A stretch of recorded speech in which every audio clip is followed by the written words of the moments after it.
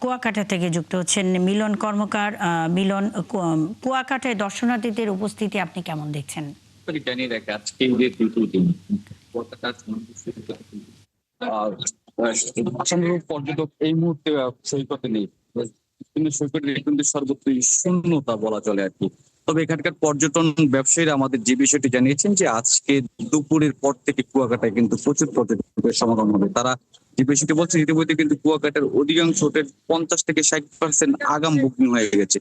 সেই হিসেবে যে আজকে দুপুরের পর থেকে আগামী শুক্রবার শনিবার পর্যন্ত কিন্তু কুয়াকাটায় পর্যটকদের সমাগম থাকবে। তবে এখন সকাল হয় কিন্তু পর্যটকদের সমাগম খুবই কম এবং এখানে হাতে গোনা কয়েকশো পর্যটক রয়েছে বিস্তীর্ণ সৈকতে। আপনাকে কিন্তু আরেকটি বিষয় জানি যে এখানে পর্যটকদের নিরাপত্তায় কিন্তু কুয়াকাটা টুরিস্ট পুলিশ, উপজেলা প্রশাসন এবং মহিপুর থানা পুলিশ কয়েক স্তরে নিরাপত্তা ব্যবস্থা গ্রহণ করেছে। তারা যে বিষয়টি বলেছেন সড়কে এবং সৈকতে পর্যাপ্ত নিরাপত্তা ব্যবস্থা থাকবে যাতে পর্যটকরা যাতে কোনো ধরনের হয়রানির শিকার না হয়। এবং তারা আরেকটি বিষয় বলছেন যে এখানে গতবারের চেয়ে কিন্তু এবছর পর্যটক সমাগম বেশি হবে, কারণ দেশের রাজনৈতিক পরিস্থিতি ভালো থাকা এবং ঢাকার সাথে সরাসরি যোগাযোগ ব্যবস্থা ভালো থাকায় কিন্তু তারা এই বিষয়টি মাথায় রেখে তারা এই বিষয়টি মাথায় রেখে তারা কিন্তু এখানে প্রচুর পর্যটকের সমাগম হবে বলে তারা আশা করে।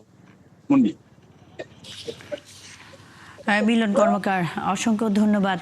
এই সঙ্গে থাকবেন।